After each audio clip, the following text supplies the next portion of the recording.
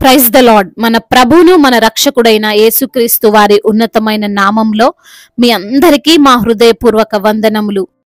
ఈరోజు దేవుని వాక్యము, తన ఎడల యథార్థ హృదయము గల వారిని బలపరచుటకై యెహోవా కనుదృష్టి లోకమందంతటా సంచారము చేయుచున్నది.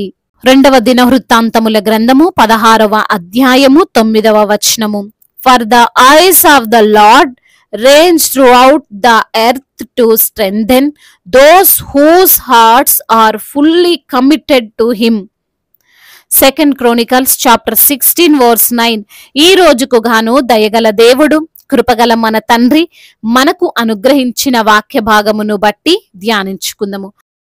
ప్రభునందు ప్రియమైన సహోదరి సహోదరులారా, దేవుని యొక్క కనుదృష్టి మనల్ని సమస్యల్లో నుండి లేవనెత్తుటకు, మనకున్న ఇబ్బందుల్లో నుండి విడిపించుటకు ఎప్పుడూ మనతోనే ఉంటుంది.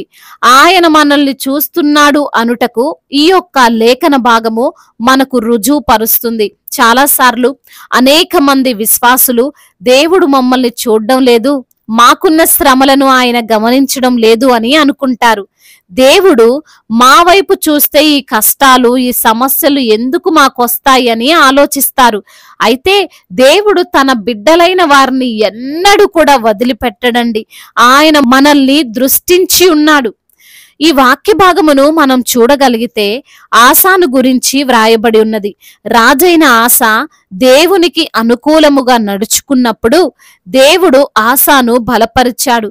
అతడు ఏ యుద్ధం చేసినా ఆస దానిలో గెలుస్తూనే వచ్చాడు. తాను యథార్థంగా దేవుని కొరకు జీవించాడు. ఎవ్వరిని పట్టించుకోలేదు, ఎవ్వరిని గురించి ఆలోచించలేదు. కానీ ఎప్పుడైతే తన యొక్క యథార్థతను కోల్పోయాడో, దేవునికి వ్యతిరేకమైన కార్యాలు చేయడం ప్రారంభించాడో, సిరియా రాజుతో సంధి చేసుకొని ఇజ్రాయేలీల వారికి వ్యతిరేకంగా మారాడో, అప్పుడు దేవుని యొక్క కనుదృష్టి ఆసా మీద నుండి తొలగించబడింది. దేవుడు మనల్ని చూడాలి అంటే, ఆయన కనుదృష్టి మన మీద ఉండాలి అంటే, మనము యథార్థంగా దేవుని సన్నిధిలో ఆయన కొరకు జీవించాలండి. యథార్థత అంటే దేవుణ్ణి దృష్టిలో మనము మన యొక్క హృదయము నిందారహితంగా ఉండాలి. అలాంటి వ్యక్తి బైబిల్లో ఎవరున్నారు అంటే, యోబును దేవుడు యథార్థవర్తనుడిగా ప్రకటించాడు. తన యొక్క యథార్థతను యోబు ఎన్నడూ కూడా విడిచిపెట్టలేదు. ఎంత బాధైనా భరించాడు, శ్రమనైనా సహించాడు. కానీ దేవునికి వ్యతిరేకంగా ఒక్క మాట కూడా మాట్లాడలేదు, దేవుణ్ణి దూషించలేదు, ఆయనకు నచ్చని పనులు చేయలేదు. అందుకే యోబు చివరకు బహుగా ఆశీర్వదించబడ్డాడు. మనము ఈ లోకంలో మన యొక్క ఉద్యోగంలో, మనం చేసే పనుల్లో అభివృద్ధి చెందాలి అంటే, అది ఏ రంగమైనా సరే, వారు అందులో గొప్పవారు కావాలి అంటే తనపై అధికారులకు అనుకూలంగా ఉండాలి కదండి. వారి దృష్టిలో వీరు పడాలి, వారికి వీరి మీద మంచి ఒపీనియన్ ఉండాలి. దానికి వీరు పడే పాటలు అన్ని ఇన్ని కాదు. బాస్ వచ్చినప్పుడు పని చేస్తున్నట్లు ఉండడం, రాజకీయ నాయకులైతే ప్రజల ముందు ఏవో సహాయ కార్యక్రమాలు చేయడం, బిజినెస్ చేసేవారైతే ఏవో ఆఫర్స్ పెట్టడం, ఇలా చేయడం వలన వారిపైన చూపు పడేలా చేసుకుంటారు. ఆ విధంగా వారికి ఒక గుర్తింపు వస్తుంది. ఈ రోజున ఈ మాటలు వింటున్నా నీవు దేవుని దృష్టి నీపై ఉండేలా చేసుకోవాలి. ఆయన నీ వైపు చూడాలి అంటే నీవు యథార్థంగా జీవించాలి. నీ జీవితంలో పాపముతో రాజీ లేకుండా నీవు బ్రతకాలి. నీ ఉద్యోగంలో, నీ వ్యాపారంలో, నీ పరిచర్యలో నీ యొక్క సాక్ష్యమో కోల్పోవద్దు.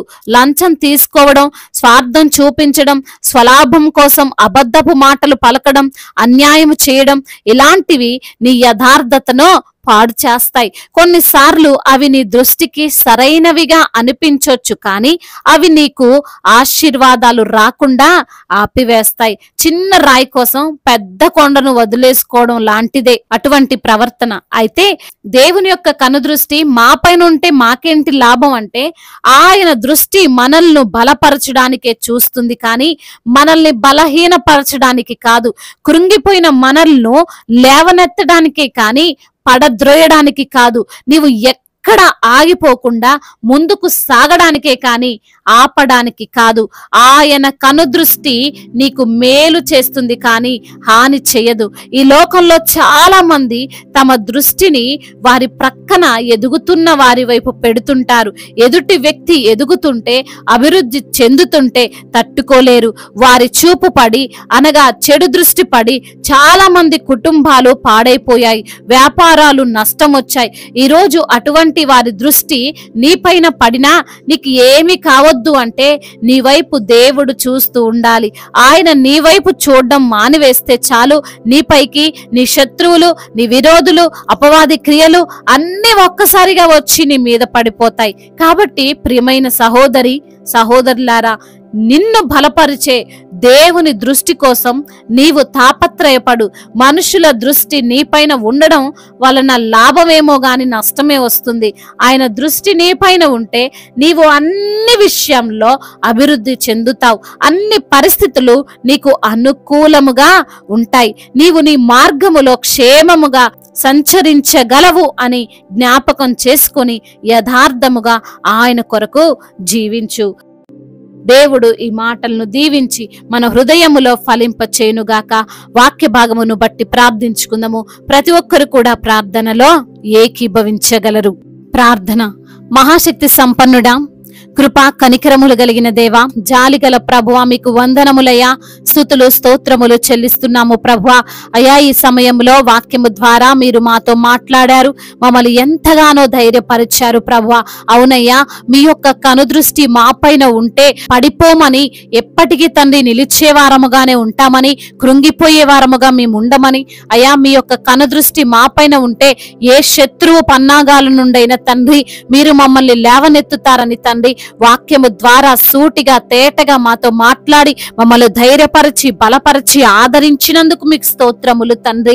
ఎందరైతే బిడ్డలు ఈ రోజున నా తండ్రి వారికున్న సమస్యను బట్టి మీ పాద సన్నిధిన మొరపెడుతున్నారో వారి మొరను మీరు ఆలకించండి అయ్యా. మరి శారీరక సమస్యల చేత, అనారోగ్యముల చేత ఎందరైతే బిడ్డలు ప్రభువా అయ్యా మరి కృంగిపోయి ఉన్నారో ప్రభువా, మరి తండ్రి వారిని మీరే స్వస్థపరచండి ప్రభువా. అయ్యా సంపూర్ణ ఆరోగ్యమును వారికి మీరు అనుగ్రహించి అయ్యా మీ శక్తి చేత, మీ బలము చేత వారిని నింపమని, అయ్యా మీరు పొందిన దెబ్బల చేత సంపూర్ణ ఆరోగ్యమును వారికి దయచేయమని బ్రతిమిలాడుకుంటున్నాం. అదే విధంగా ఆర్థిక సమస్యలను, అప్పుల భారాలన్నిటి నుండి కూడా విడుదల దయచేయమని బ్రతిమిలాడుకుంటున్నాం. అప్పు తీసుకునే వారిగా కాదు గాని అప్పు ఇచ్చే బిడ్డలుగా వారిని ఆశీర్వదించండి. వారికి ఉన్న అప్పును యేసు నామములో తండ్రి కొట్టివేయండి నా ప్రభా. కుటుంబములో కలహాలు, భార్యాభర్తల మధ్య విభేదాలు, ఆస్తి తగాదాలు, వీటన్నిటి నుండి కూడా బిడ్డలకు విడుదలను అనుగ్రహించండి అయ్యా. మీరే తండ్రి వారికి తండ్రి కుటుంబములో శాంతిని, సమాధానాన్ని, నెమ్మదిని వారికి దయచేయమని బ్రతిమిలాడుకుంటున్నాం. చిన్న బిడ్డలందరినీ కాచి కాపాడండి. యవన బిడ్డలందరికీ మీరు తోడుగా ఉండండి. యవన వయసులో ప్రభువా చెడు వ్యసనాలకు, చెడు కార్యాలకు బిడ్డలు బానిసలు కాకుండా మీ యందు భయభక్తులు కలిగినటువంటి జీవితాన్ని వారికి మీరు ప్రసాదించమని బ్రతిమిలాడుకుంటున్నాం. అదే విధంగా నా తండ్రి ఎందరైతే బిడ్డలు ఈ రోజున నా తండ్రి ఉద్యోగము లేక బాధపడుతున్నారో మంచి ఉద్యోగాన్ని మీరు దయచేయమని బ్రతిమిలాడుకుంటున్నాం తండ్రి. అదే విధంగా నా ప్రభువా అయ్యా ఎందరైతే బిడ్డలు మరి తండ్రి సొంత గృహము లేక బాధపడుతున్నారో వారికి సొంత గృహమును మీరు దయచేయమని బ్రతిమిలాడుకుంటున్నాం అయ్యా. మరి తండ్రి అదే విధంగా కోర్టు సమస్యలు, ల్యాండ్ సమస్యలు అన్నిటి నుండి కూడా విడుదలను అనుగ్రహించమని వేడుకుంటున్నాము తండ్రి. మా భారతదేశమును, తెలుగు రాష్ట్రాలను మీరు జ్ఞాపకం చేసుకోండి తండ్రి. మా భారతదేశము సమాధాన దేశముగా, మీ యొక్క కృపను పొందుకున్నటువంటి దేశముగా మా భారతదేశమును మీరు నిలవబెట్టమని వేడుకుంటున్నాము తండ్రి. అధికారులందరికీ సమయోచితమైనటువంటి జ్ఞానాన్ని మీరు దయచేయమని బ్రతిమిలాడుకుంటున్నాము తండ్రి. అదే విధంగా నా ప్రభువా అయ్యా మరి తండ్రి దైవ సేవకులందరికీ మీరు తోడుగా ఉండండి నా ప్రభ. వారిని మీరు బలపరచండి. అదే విధంగా మీ చిత్తానికి లోబడి అయ్యా మరి తండ్రి కార్యాలు జరిగించుటకు కృపను అనుగ్రహించమని బ్రతిమిలాడుకుంటున్నాము తండ్రి. అయ్యా ఎందరైతే బిడ్డలు అయ్యా ఇతర దేశాల్లో ఉంటున్నారు వారందరినీ కూడా మీరు బలపరచండి, వారి కుటుంబాలకు మీరు తోడుగా ఉండమని బ్రతిమిలాడుకుంటున్నాం. గర్భఫలము లేని బిడ్డలకు గర్భఫలాన్ని దయచేయమని బ్రతిమిలాడుకుంటున్నాం. గర్భిణీ స్త్రీలను తండ్రి మీ శక్తి చేత నింపండి ప్రభా. అదేవిధంగా తల్లి బిడ్డలకు క్షేమాన్ని దయచేయండి ప్రభా. మరి ఇప్పుడే పుట్టిన బిడ్డలను కూడా మీరు జ్ఞాపకం చేసుకోండి అయ్యా. చంటి బిడ్డలకు మంచి ఆరోగ్యాన్ని దయచేయమని బ్రతిమిలాడుకుంటూ మానాథుడు సర్వశక్తిమంతుడు సజీవుడు బలవంతుడైన యేసుక్రీస్తు వారి ఉన్నతమైన నామంలో ఈ ప్రార్థనను అడిగి వేడుకొని పొందుకొని ఉన్నాము మా ప్రియ పరలోకపు తండ్రి, ఆమేన్. ఈ రోజు పెళ్లి రోజు మరియు పుట్టినరోజు జరుపుకున్న వారందరినీ దేవుడు దీవించి సకల మేలులతో ఆశీర్వాదములతో కృపాక్షేమములతో శాంతి సమాధానముతో నెమ్మదితో దేవుడు మిమ్మల్ని నింపి దీవించి ఆశీర్వదించునుగాక. మీ యొక్క ప్రార్థన అవసరతలను మాకు తెలియజేయగలరు. మీ కొరకు మేము తప్పక ప్రార్థిస్తాం. మొదటిసారిగా మన యొక్క ఆదరణ వాక్యం చూస్తున్నట్లయితే తప్పకుండా సబ్స్క్రైబ్ చేసుకోగలరు.